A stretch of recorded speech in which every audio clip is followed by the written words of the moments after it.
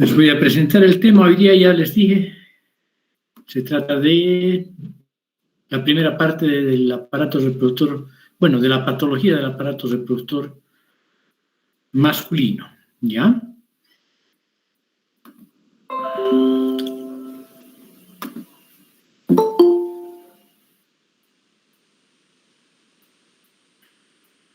Un hito más, admitiremos a dos más, ya.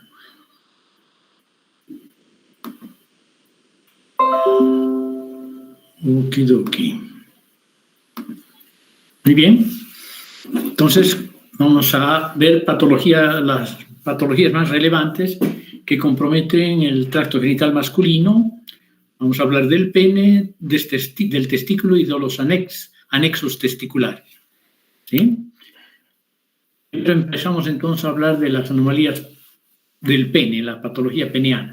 ¿Sí? Primero hablamos de las anomalías congénitas. Como en casi todos los órganos pueden haber estas cosas, ¿no? Aplasia, hipoplasia, hipertrofia,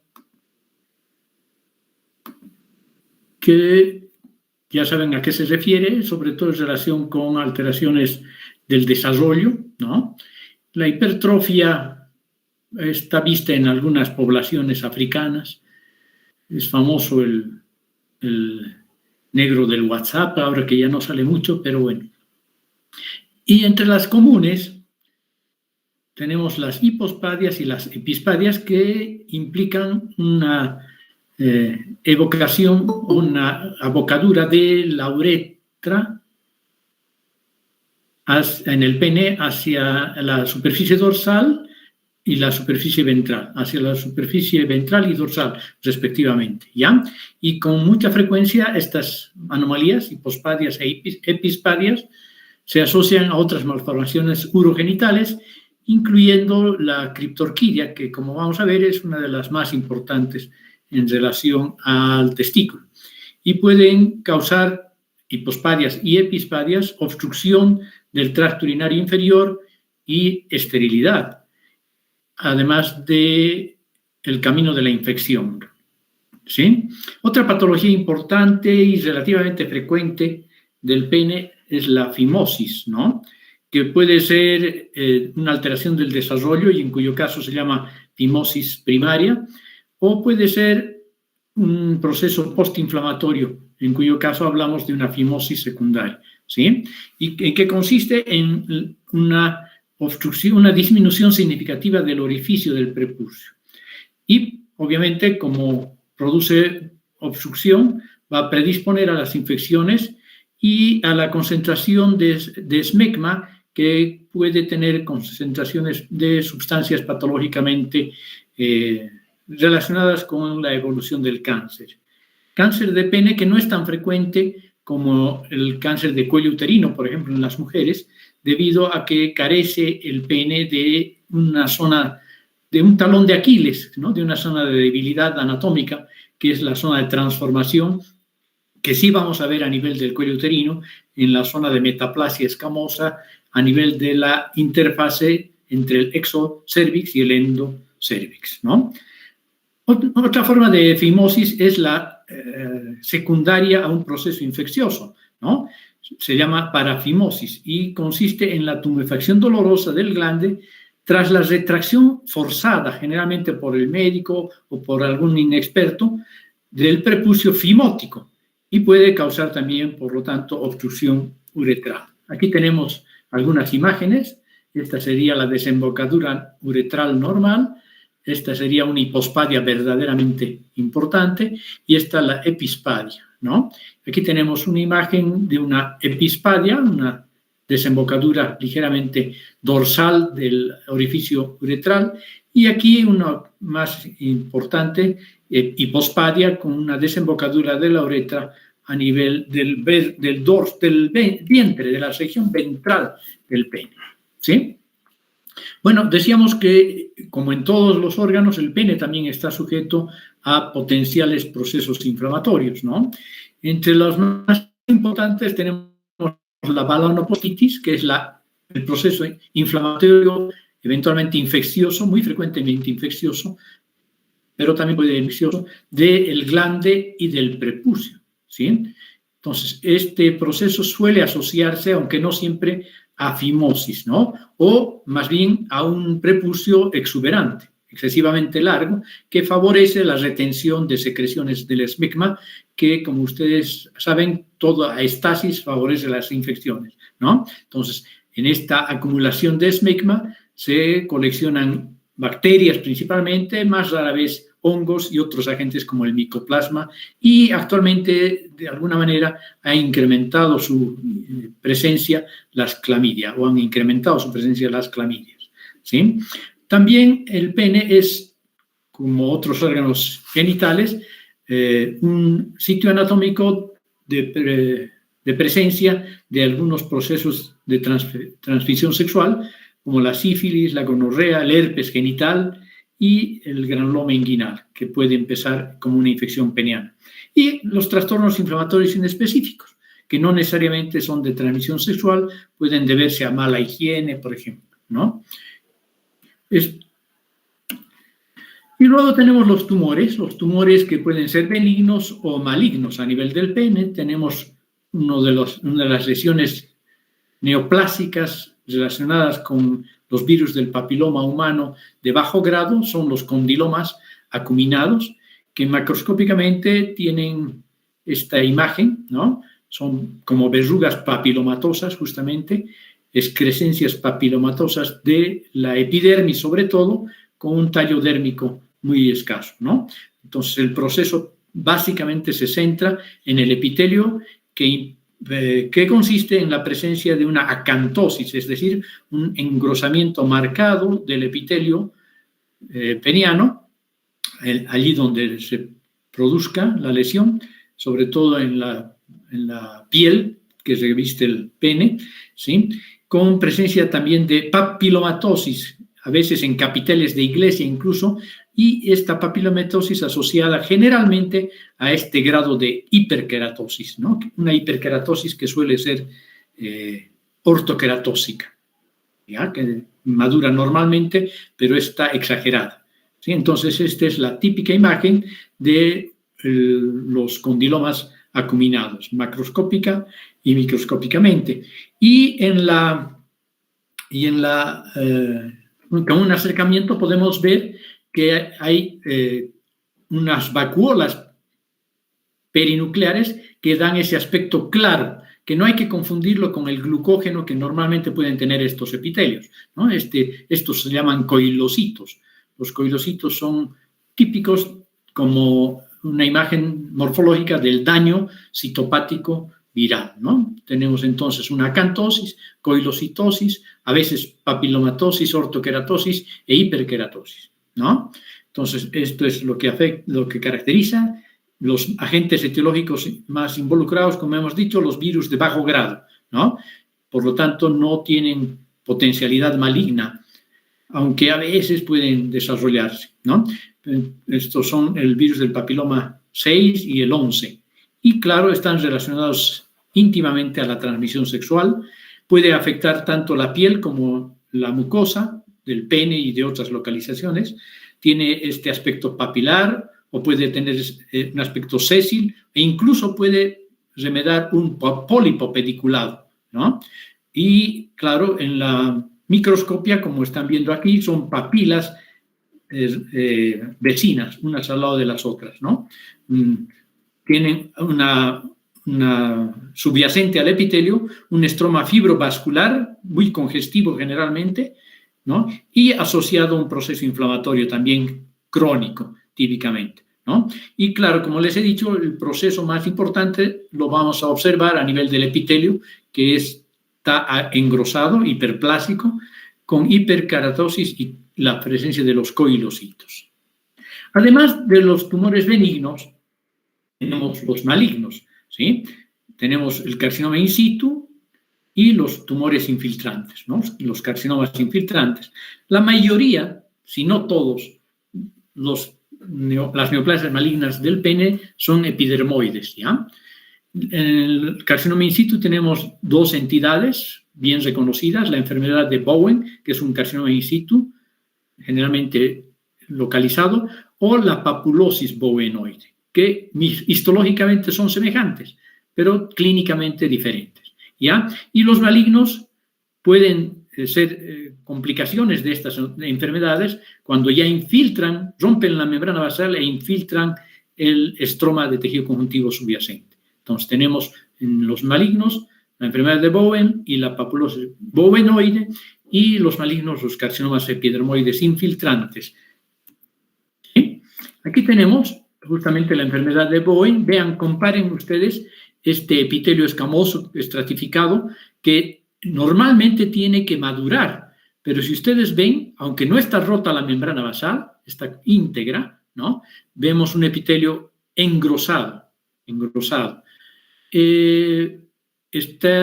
No hay maduración del epitelio, hay atipia celular y presencia de mitosis en los estratos superficiales. Lo normal es que las mitosis, y que además no son atípicas, las veamos en el estrato basal y máximo en los estratos profundos de la parte del epitelio, de los queratinocitos no basales, ¿no? Clínicamente son placas solitarias o múltiples, engrosadas, tienen una coloración roja o grisácea y, como estamos viendo histológicamente, el compromiso es total. Por eso es que hablamos de un carcinoma in situ, no hay ruptura de la membrana basal. La papulosis bowenoide, la imagen histológica es la misma, se las he continuado con la misma imagen, ¿ya? Pero desde el punto de vista clínico son múltiples lesiones papulosas, suelen ser pigmentadas, se producen en pacientes más jóvenes, simula un condiloma acuminado, pero histológicamente, como ya les he dicho, es semejante, ¿no? Vean ustedes la cantidad de mitosis que hay en estratos superficiales. Aquí hay una, aquí hay otra, aquí hay otra, aquí hay otra, aquí hay otra. Otra, vean. Entonces, no hay. Lo más importante es la ausencia de maduración, el pleomorfismo, la discariosis y la alteración de la relación núcleo-citoplasma. ¿Sí? Las células basales se parecen bastante a las células más superficiales. Eso indica que no hay maduración. Bueno, y las neoplasias infiltrantes, ¿no?, son las que rompen la membrana basal e infiltran el estroma de tejido conjuntivo, ¿sí? Hay dos variedades, básicamente, el carcinoma de células escamosas sin ningún otro patrón, que los podemos clasificar histológicamente en bien diferenciados, moderadamente diferenciados, pobremente diferenciados. Incluso pueden haber carcinomas epidermoides sarcomatoides que parecen sarcomas, ¿no?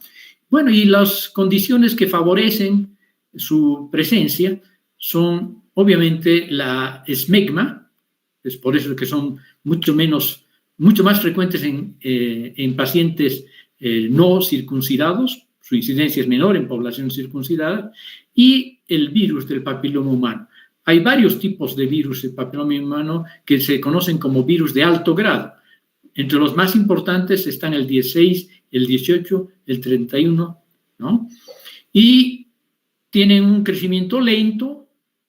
Rara vez dan metástasis precoces, generalmente tiene que estar muy grande el proceso para dar metástasis, y cuando ocurre esto, las metástasis suelen ser a los ganglios linfáticos inguinales e ilíacos, lo mismo que el carcinoma de cuello uterino, ¿sí? Estos son los primeros ganglios linfáticos que se comprometen, los inguinales y los ilíacos, y las metástasis a distancia son raras, ¿ya? La supervivencia a los 5 años puede ser bastante buena si es que el diagnóstico es precoz, o bastante mala si hay metástasis ganglionares, o peor aún, aunque raras, metástasis a distancias.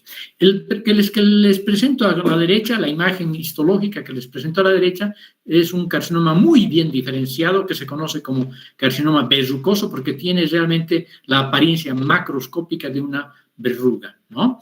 Entonces, se forman quistes córneos bien evidentes, fácilmente distinguibles, que nos dan la pauta de que se trata de un carcinoma epidermoide, porque está infiltrando el estroma, que en este caso, como ven ustedes, está densamente infiltrado por linfocitos y otras células inflamatorias, ¿sí? Esta es la variedad de carcinoma verrucoso. Macroscópicamente tiene la forma de una verruga prominente, exofítica. Aquí tenemos las imágenes justamente macroscópicas de un carcinoma localizado del pene, aparentemente ulcerado, y aquí un crecimiento como masa fungosa, ¿no?, del pene. Son productos de amputación parcial y casi total, de una amputación casi total.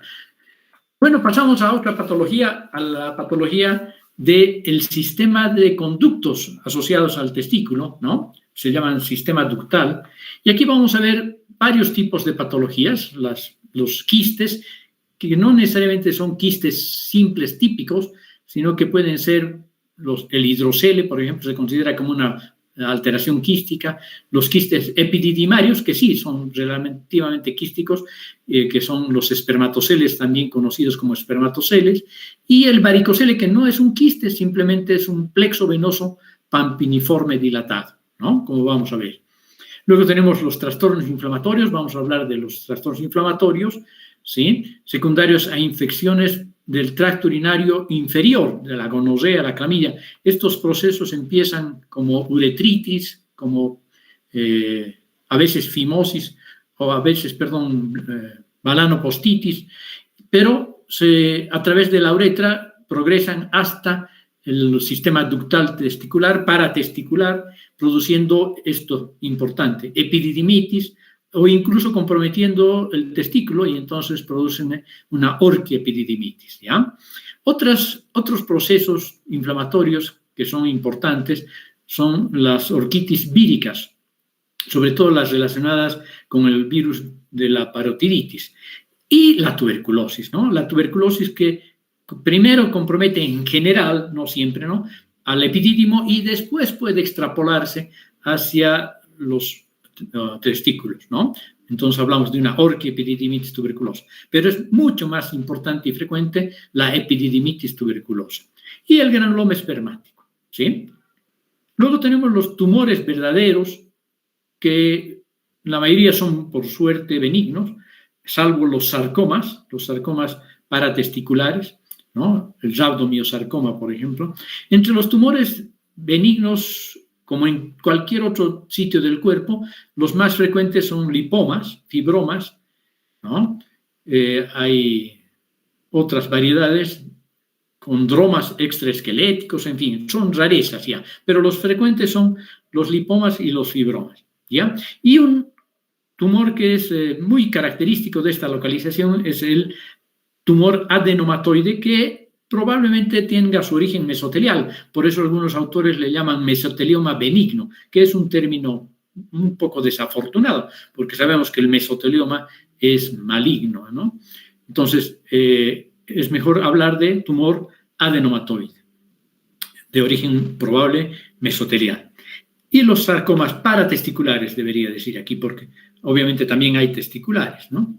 Porque estamos hablando de los sistemas ductales, los anexos testiculares.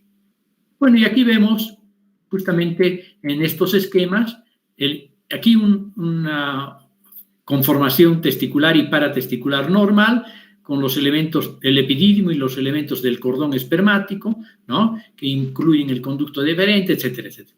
Y aquí tenemos una acumulación de líquido entre las dos capas de la túnica vaginal, ¿sí? Esto es lo que conocemos como hidrocele. Aquí tenemos una dilatación quística de la cabeza o del epidídimo. Entonces, aquí se forma lo que conocemos como un espermatocele. Y, por último, tenemos esta variedad que realmente no tiene nada de quiste, pero que consiste en una dilatación de las venas del plexo espermático, ¿no? Varicocele. El plexo pampiniforme. Aquí tenemos imágenes macroscópicas del hidrocele, ¿no? Esta es la forma en que se observa por fuera, ¿no?, un agrandamiento de la bolsa escrotal, que implica la presencia de un líquido acumulado que, como en este caso, si tiene un poquito de proteínas, va a gelatinizarse, ¿no? Aquí tenemos el testículo que está comprimido por la colección de este líquido gelatinizado a nivel de las dos túnicas de la vaginal testicular. Aquí lo mismo, no está abierto, está traslúcido, se denota la presencia de un líquido traslúcido y una vaginal tensa, ¿no? Brillante. Y aquí tenemos un testículo ya bastante bien fijado, evacuado, y permanece, sin embargo, abierta la bolsa que contenía este hidrocele. Aquí se puede reconocer las dos capas de la túnica, la interna y la externa, túnica vaginal. Bueno, y ahora vamos a hablar de la patología testicular, ¿no? Vamos a hablar primero de las anomalías congénitas y posteriormente de los tumores, que son la patología más importante de los testículos, ¿sí? Y alteraciones vasculares también. Bueno, hablaremos de las anomalías congénitas. Dos vamos a mencionar como importantes, la criptorquidia y la ectopia testicular, ¿sí? La ectopia testicular, que es una alteración de posición del testículo, que está en realidad situado por fuera del trayecto de migración normal. Este evento es muy raro, mientras que la detención en algún punto de su trayectoria, no fuera de su trayectoria, para alcanzar su ubicación definitiva, como es normal en la bolsa escrotal, eso se llama criptorquidia, ¿ya? El testículo alcanza, o los testículos en realidad alcanzan la bolsa escrotal aproximadamente en el primer mes de vida extrauterino, ¿no? Y empieza la migración a partir del séptimo mes. Entonces, en este transcurso tienen que llegar hasta el saco escrotal para tener su ubicación normal. Cuando están en esta ubicación anormal en cualquier punto del recorrido de su trayectoria hasta el saco escrotal, van a tener algunas alteraciones importantes los testículos criptorquídicos, puesto que la temperatura que hay a nivel del escroto es aproximadamente un poquito más de grados centígrados por debajo de lo normal, por lo tanto, de la temperatura corporal, me refiero.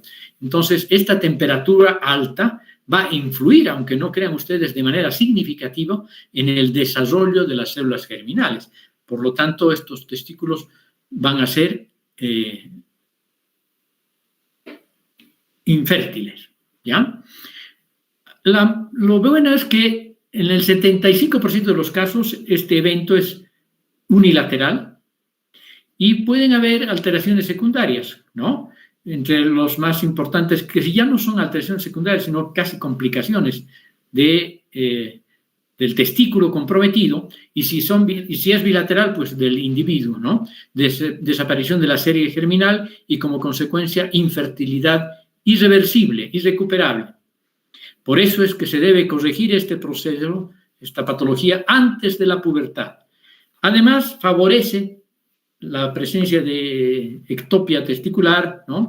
Y del testículo criptorquídeo, favorece la torsión del testículo, su necrosis como consecuencia, la degeneración maligna, que es mayor a los testículos descendidos normalmente, en un aproximado de 10% de los casos, y obviamente los procesos psicológicos o los problemas psicológicos que atrae a ellos.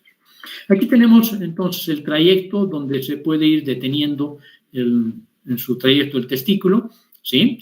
Puede ser arriba del canal inguinal, en el canal inguinal o debajo del canal inguinal, pero sin llegar a la bolsa escrotal, ¿no? Entonces, a esto se llama criptorquidia abdominal, que constituye aproximadamente el 10% de los casos, que se detiene a nivel del conducto inguinal en el 42% de los casos, y que sale del conducto inguinal y se detiene en la porción superior del escroto en el 48% de los casos, ¿no? Y claro, normal. Y aquí vemos la imagen histológica clásica de un testículo criptorquídico que no ha sido reparado a tiempo, ¿ven? Tenemos un edema intersticial, tenemos un engrosamiento hialino de la membrana basal, las células mioides y las células de Leydig están conservadas, ¿no? Pero el epitelio tubular de los lobulillos espermáticos está alterado. Hay una disminución significativa y, si es grave, una ausencia de las células germinales, como vemos aquí, prácticamente lo que se conoce como un síndrome de Sertoli solamente, en donde solo se ven células de Sertoli prácticamente, ¿ya? En este testículo vemos una llamativa fibrosis de la membrana basal. Y, claro, atrofia testicular significativa. Los trastornos vasculares son básicamente la torsión de todo el testículo, generalmente involucrando el epidídimo y porción del conducto espermático más, ¿no? Como vemos aquí. Es una urgencia muy dolorosa. Inicio frecuentemente espontáneo, ¿sí? Puede afectar a los neonatos en los cuales no se detectan defectos anatómicos asociados, o puede afectar a los adultos cuando el cordón espermático es muy largo, hay retorcimiento y por lo tanto hay una obstrucción venosa y entonces produce, puesto que primero se obstruye la vena, típicamente un infarto hemorrágico, ¿no? Entonces, esta hipermovilidad va a favorecer la acción de péndulo del testículo en los juegos, rara vez espontáneamente, más bien en los adultos no es tan frecuente eso. Puede haber torsión espontánea, pero también asociada al movimiento, ¿no? Y claro, primero hay una congestión, después hay obstrucción total de la vena, y sigue ingresando por la arteria sangre y se produce una necrosis hemorrágica de todo el testículo y sus acompañantes. Los trastornos vasculares de otra índole que no son la torsión, tenemos el varicocele. Es una dilatación varicosa de los plexos pampiniformes del cordón umbilical. ¿Sí? Es más frecuente en el lado izquierdo, por el trayecto más largo y enteramente vertical de la vena espermática en ese lado, y es causante de infertilidad si no se corrige a tiempo. ¿Ya? ¿Por qué? Porque va a producir calor, una hiperemia pasiva crónica asociada, ¿no? Aquí tenemos la imagen típica de un varicocele. Vean esta vena muy tortuosa y dilatada, pletórica en cierto modo. Y esto va a dar una mayor temperatura al testículo y por lo tanto puede producir infertilidad. Y las inflamaciones pueden ser producidas, hemos dicho que son muy frecuentemente secundarias a infecciones ascendentes del pene o de los conductos paratesticulares, ¿no? Y claro, como en otros sitios, van a participar en las potenciales infecciones testiculares, bacterias, hongos, virus, etcétera, ¿no? La inflamación testicular es más frecuente, o la más frecuente es la orquitis urleana, la de origen viral asociada al virus de la parotiditis, ¿no? Que se presenta en más de 1/3 de los pacientes a raíz de una parotiditis viral. Puede ser causa de infertilidad, sobre todo si hay compromiso bilateral. En general, las demás inflamaciones testiculares son secundarias a lo que hemos dicho, epididimitis agudas o crónicas, a tuberculosis, sífilis, micosis, o las producidas por agentes más raros, brucelas o parásitos como el cistosoma, ¿no? Y hay que tomar en cuenta que, aunque poco frecuentes, las inflamaciones granulomatosas y la malacoplaquia, que hemos visto en la vejiga urinaria, son también frecuentes en el testículo, no muy frecuentes, pero es posible verlas, y también incluso en el epidídimo, y tienen macroscópicamente una imagen tumoral, estas inflamaciones granulomatosas, que no necesariamente son tuberculosis, ¿no? Pueden ser por desborde de las secreciones espermáticas, y pueden confundirse con lesiones tumorales. Aquí tenemos una orquitis urleana, una secundaria a la parotiditis que tuvo este paciente. Fíjense, el estroma está densamente infiltrado por linfocitos que migran a través de la membrana basal y producen alteración del epitelio testicular, del epitelio seminal, ¿no? Entonces, esta es una orquitis viral. ¿Ok? Aquí tenemos los tumores. Bueno, los tumores no germinales, vamos a ver, ya hemos visto un poco al ver los anexos testiculares, el tumor adenomatoide o mesotelioma benigno, ¿no? Es un mal término. El tumor de la rete testis, el tumor de Brenner, parecido al del ovario, con un revestimiento de células uroteriales, y el tumor maligno, el rhabdomyosarcoma. ¿Sí? Los tumores verdaderamente importantes son los que se originan en las células germinales. ¿Sí? De los tumores testiculares, 90-95% van a ser de origen en las células germinales, ¿ya? Y los de origen en el estroma gonadal apenas van a ser entre el 3 y 5%, ¿sí? Muy bien. Entonces, tenemos 4 tipos principales de tejido neoplásico. La edad de aparición está en este rango fundamentalmente entre los 20 y 45 años, ¿sí? Entonces, ¿qué factores favorecen el desarrollo de estos tumores?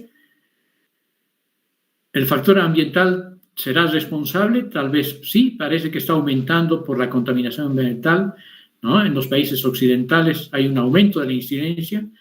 Actualmente se dice que hay un 2 por 100.000 habitantes de tumores testiculares. La criptorquidia obviamente favorece, hemos visto, y las digenesias gonadales. Tenemos la feminización testicular, el síndrome de Klinefelter. ¿Sí? En muchos de estos casos, en el 90% de los casos, se observa alteración a nivel del cromosoma 12, en el isocromosoma del brazo corto, ¿no? 12P. Y en el otro 10% se observan otras alteraciones también en el mismo brazo del cromosoma 12, sea cual fuere su tipo histológico. Bueno, y aquí tenemos un dibujo esquemático del surgimiento de los diferentes tipos de tumores. Aquí tenemos una célula germinal, ¿no? Que hemos visto que son el 90% o más de los tumores testiculares, y aquí tenemos una célula estromal, la célula de Leydig, ¿no? O la célula de Sertoli también, ¿no? Entonces tenemos el tumor de células de Leydig, el tumor de células de Sertoli, que fíjense, 2 a 3%, a veces son tumores mixtos, Sertoli-Leydig, ¿ya? Que juntos ocupan el 5% de las neoplasias testiculares. Otras lesiones son más raras, ¿no? Pero los más importantes son los derivados de la célula germinal, ¿no? Empiezan en general como un carcinoma in situ, ¿no? Que puede tener una clona maligna, una espermatogonia maligna, que va a dar origen al seminoma, o puede tener una clona embrionaria indiferenciada que va a dar origen a los tumores no seminomatosos o tumores de células germinales no seminomatosos, ¿ya? Aquí está el carcinoma embrionario principalmente, que es el 35% de los casos. Y hay también tumores mixtos, seminoma más no seminoma, ¿no? Que ocurren en el 15% de los casos. Y claro, derivados también de las células germinales, tenemos el tumor de senos endodérmicos, el teratoma, el seminoma espermatocítico, que tienen características particulares. Hablaremos, ya que hemos dicho que muchas de estas neoplasias derivan de una neoplasia intraepitelial testicular, hablaremos de ella primero, ¿no? Procede en el 50% de los casos, precede a un 50% de los casos a un carcinoma invasor de cualquier tipo histológico dentro de los 5 años siguientes. Fíjense, ¿no?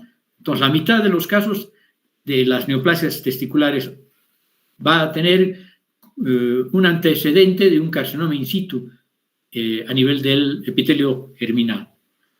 Es más frecuente, ya hemos visto un poco, en las criptorquidias, en cualquier patología que produzca infertilidad masculina y que se ha biopsiado, por ejemplo, ¿no? En las disgenesias testiculares, los testículos traumatizados, el testículo contralateral en caso de tumor testicular de células germinales, hay un poco de riesgo, parecido al carcinoma globulillar en la mama, ¿no? Es frecuente que haya tumor contralateral, y adyacente a tumores de células germinales en más del 80% de los casos de seminomas y el 75% de los casos en tumores no seminomatosos.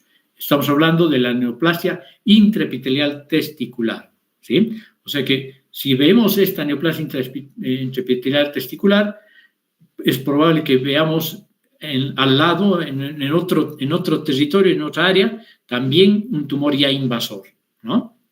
O viceversa, si vemos un carcinoma, un seminoma, si buscamos podemos ver áreas de neoplasia intraepitelial testicular, ¿sí? Bueno, este tumor, la neoplasia intraepitelial testicular, avanza primero microinvasor y posteriormente plenamente invasor, ¿sí? El carcinoma in situ morfológicamente se caracteriza porque la membrana basal está intacta y las células que tapizan estos túbulos seminíferos son grandes, ¿no? De un citoplasma claro con abundante glicógeno, por lo tanto PAS positivas. Tiene un núcleo central grande con la cromatina densa y un nucleolo prominente y tiende a ser aneuploide, ¿sí? Se parecen mucho a las células germinales preespermatogénicas. Y claro, vamos a ver mitosis atípicas, ¿ya? Podemos ver, además, muy pegadas a la membrana basal, a estas células, pueden haber microcalcificaciones, incluso necrosis celular, ¿sí? De células sueltas, células de Sertoli rechazadas a la zona central por el crecimiento de estas células neoplásicas. Desde el punto de vista del laboratorio, un marcador útil es la fosfatasa alcalina placentaria, que es un marcador selectivo de las células germinales fetales normales, ¿sí? Y esta es la imagen típica de un carcinoma intraepitelial, ¿sí? De una neoplasia intraepitelial seminal. Vean ustedes, células grandes, con núcleos prominentes, con núcleos agrandados, con núcleos prominentes, con un amplio citoplasma vacuolado, ¿sí? Y que están rechazando las células de Sertoli y que todavía no se ve que todas están comprometidas, pero ya hay una clona que está multiplicándose y que puede comprometer varios túbulos seminíferos o tal vez sea un solo túbulo seminífero contorneado, ¿no? Entonces, vean ustedes, hay una anaplasia, una alteración, una atipia celular inmarcada, y estas células vacuoladas grandes son las características, con núcleos agrandados y nucleolos prominentes y distribución granular tosca de la cromatina. Y miren, se asocia, tal vez este haya sido un testículo criptorquídico, porque es más frecuente en estos testículos, como hemos visto, porque está asociado a una grave, fuerte hialinización, engrosamiento hialino de la membrana basal. Miren, las células de Leydig están agrupadas o sueltas, pero tienen características normales, ¿ya? Bueno, y ahora sí vamos a ver los tumores invasores, ¿no? Son los seminomas, el carcinoma embrionario, el teratoma, el coriocarcinoma. Pueden tener variedades y darse diversas combinaciones de estos tipos de tumores. Y claro, la etapificación es importante en cualquier neoplasia, ¿no? Entonces, pueden ver 3 estadios clínico-patológicos. Un estadio 1, en donde el tumor está confinado al testículo, puesto que es palpable, frecuentemente se descubre el mismo paciente, el crecimiento testicular, y podemos encontrarlo en un estadio 1 si se opera rápidamente. Un estadio 2, tumor con metástasis ganglionar linfática infradiafragmática. Estadio 3, cuando hay metástasis ganglionares supradiafragmáticas o a otros órganos viscerales o ambos, ¿no? Bueno, y aquí tenemos los 4 tipos principales de tejido neoplásico. Los tumores derivados de células germinales totipotenciales que se diferencian a tejido espermatocítico, esto es importante, son los seminomas. Células germinales totipotenciales también, primitivas también, pero que no se diferencian, entonces forman lo que se conoce como el carcinoma embrionario. Seminomas y carcinomas embrionarios ya son más del 60% de estos tumores, ¿no? Células germinales totipotenciales primitivas, que se diferencian, ahora sí, a tejidos embrionarios somáticos diferenciados, que pueden derivar del endodermo, del mesodermo, del ectodermo. Entonces tenemos los teratomas, ¿ya?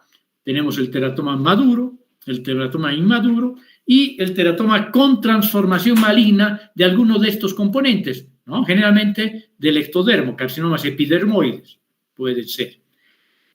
Otra vez, tenemos células germinales totipotenciales primitivas que se diferencian a tejidos extraembrionarios, como trofoblasto y saco vitelino. Y ahí tenemos dos tumores, el tumor de senos endodérmicos o del saco vitelino y el coriocarcinoma. Y pueden haber entonces una mezcla de estos, ¿no? Carcinoma embrionario más teratoma, por ejemplo. Son tumores germinales mixtos. ¿Sí? Empezaremos a hablar de los seminomas. 50% de los tumores germinales. Aquí están estadísticamente más importante que en el otro esquema que les he mostrado. 50% de los tumores germinales son seminomas. La edad de presentación entre los 30 y 40 años de vida. Semejan histológicamente a disgerminomas ováricos y a los germinomas de la línea media del sistema nervioso central. Se clasifican clásicamente en tres tipos, los clásicos, ¿no?, que son la mayoría, los espermatocíticos y los anaplásicos. ¿Sí? Entonces, vamos a hablar en las próximas diapositivas del clásico.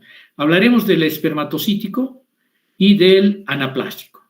¿Ya? El seminoma espermatocítico se presenta a mayor edad, son masas indoloras sin tendencia a dar metástasis, alcanzan por esta tendencia a mantenerse en el testículo mayor tamaño y están formadas por tres tipos de células: las células pequeñas semejantes al espermatocito, las células intermedias y las células grandes o gigantes, ¿sí? Y su origen es exclusivo a nivel testicular, no hay en otros territorios. Luego tenemos el seminoma anaplásico, que exhibe, a diferencia de estos, un gran pleomorfismo, ¿no?, y una altísima tasa o actividad mitótica. Y aquí tenemos un poco una muestra de los tres, ¿ya? Tenemos el clásico, el espermatocítico de células pequeñas nomás, y el anaplásico de células grandes, con nucleolos vesiculosos, acidófilos, ¿no?, que no tienen una estructura diferenciada, que forman sábanas difusas. Bueno, hablemos pero del más frecuente y común, el seminoma clásico, ¿sí? Constituye macroscópicamente, como ven aquí, o aquí, o aquí, ¿no? Este parece más anaplásico, pero una masa grisácea, homogénea, lobulada, generalmente sin hemorragia ni necrosis, y que está casi nunca invade a la túnica albuginea, ¿sí? Por lo general la albuginea que ustedes ven acá, no la vaginal que está por fuera, sino la albuginea, está íntegra. Y ya histológicamente vamos a ver, vean, aquí hay un poco de testículo conservado, a la izquierda y a la derecha el tumor, ¿sí? Vean ustedes, masas grandes, hipolédricas, formadas por células grandes, de citoplasma claro, con el núcleo grande. Aquí podemos ver mejor la característica nuclear, con un nucleolo prominente, y estas células forman lóbulos, ¿ya? Forman lóbulos, rodeados por un estroma fibroso,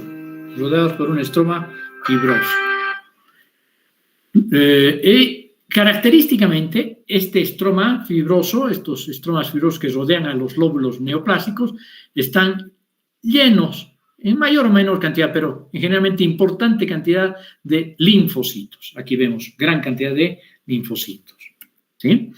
Aquí tenemos la masa testicular a poco aumento y la macro.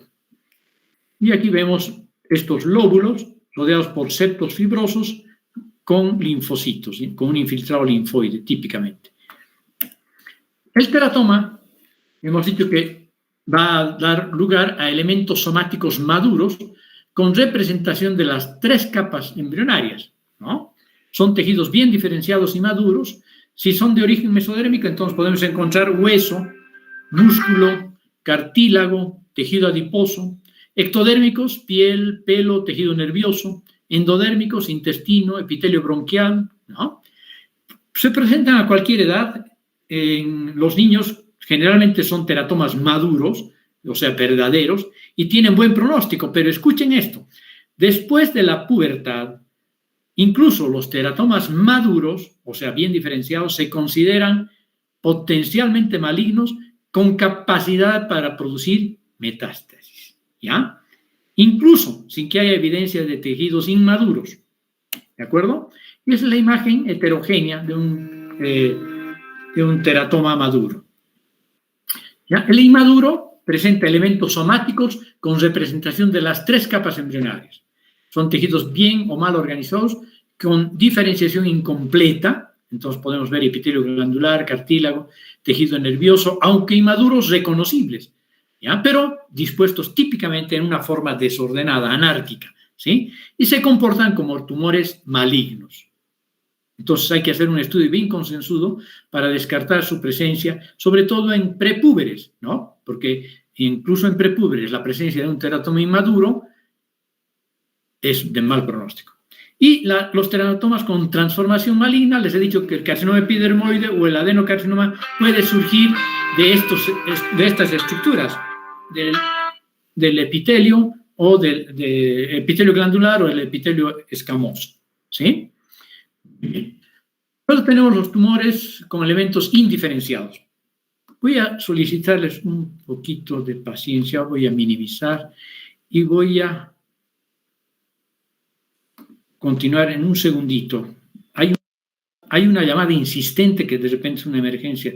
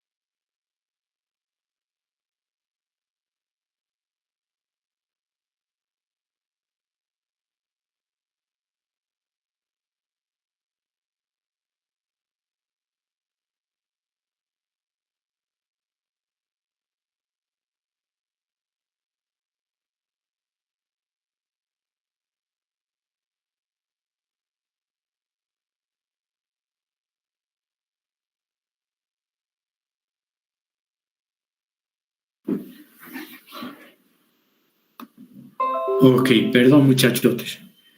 No era nada urgente, solo una señora, debe ser mayorcita, que insistía en que tiene que llevar una muestra del seguro universitario. Bueno, ¿me siguen escuchando? Sí, doctor, sí se escucha. Bien, perdón nuevamente. Entonces, ahora estamos a nivel de los tumores con elementos indiferenciados. Este es el carcinoma embrionario, que también es frecuente, ¿no? El segundo más frecuente después del seminoma.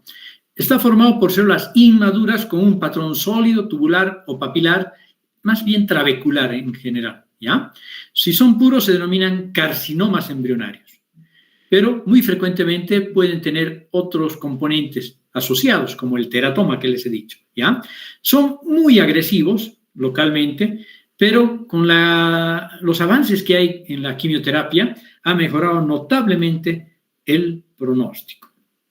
Igual que con otras lesiones que, por ejemplo, los linfomas de alto grado, ¿sí? Hay una buenísima respuesta a la terapia, a veces se curan inclusive, ¿no? ¿Se acuerdan de los linfomas? Igual aquí, estos tumores que tienen alto índice mitótico, un KI67 muy elevado, que nos habla de un recambio celular muy alto, en general son los que mejor responden a la quimioterapia. En algunos, claro, como el tumor de células pequeñas o avenulares del pulmón, responden excelente, pero igual recidiva gravemente y es muy agresivo, ¿no? A pesar de que al principio aparenta estar respondiendo bien, luego igual nomás es a mal pronóstico. En cambio, estos no. Estos con la quimioterapia han mejorado notablemente el pronóstico. ¿Sí? Ahí este es el aspecto clásico. Túbulos y trabéculas, ¿no? Túbulos primitivos que tienen células grandes, también indiferenciadas, medianas, diríamos, indiferenciadas, todas muy parecidas unas a las otras. Luego tenemos el teratoma, ¿no? Que tiene, bueno, aquí miren, esta es una muestra de un testículo cortado sagitalmente en donde se ve un tumor heterogéneo que tiene áreas sólidas blanco-amarillentas, áreas rojizas, áreas más café claro, que denotan la presencia de una heterogénea población celular. Y justo en la microscopia de este tumor podemos ver parte de un teratoma y parte de estas estructuras trabeculares o tubulares que pertenecen a un carcinoma embrionario. Entonces, este es un tumor mixto, ¿no? Teratoma más carcinoma embrionario. Luego tenemos los tumores que tienen una diferenciación, diríamos, hacia elementos extraembrionarios. Tenemos el tumor de senos endodérmicos y el coriocarcinoma, ¿no ve? El tumor de senos endodérmicos se llama también tumor de saco vitelino, es más frecuente en niños lactantes de 1 a 3 años, ¿sí? Se llama también por eso carcinoma embrionario infantil, ¿sí? En estos niños, que son la mayoría, el pronóstico es bueno, pero en mayores como componente, generalmente se presentan como componente de una neoplasia mixta, asociado a otro de los tumores germinales que hemos descrito, ¿sí? Esta es la típica imagen de un carcinoma de senos endodérmicos, en donde podemos ver estas estructuras glomerulares, ¿no? O glomeruloides. Entonces, tenemos las formas puras, mucinosas, infiltrativas, homogéneas y amarillentas, macroscópicamente, y microscópicamente forman estructuras reticuladas y cordones de células cuboides con zonas sólidas, papilares, cuerpos de Schiller-Duval, que son los que les he mostrado, estas estructuras glomeruloides.